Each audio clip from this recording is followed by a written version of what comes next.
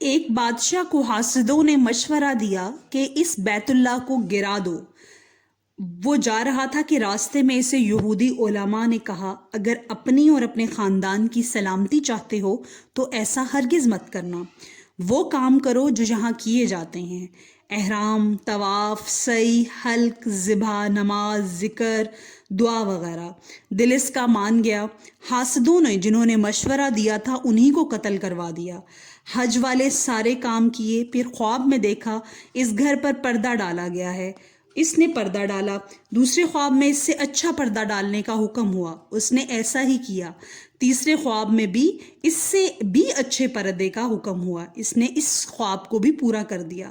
اس وقت سے پردہ بیت اللہ کا شروع ہوا۔ جس نے بیت اللہ کی حرمت کو قائم رکھا، خدا نے اس کی نسل کو باقی رکھا۔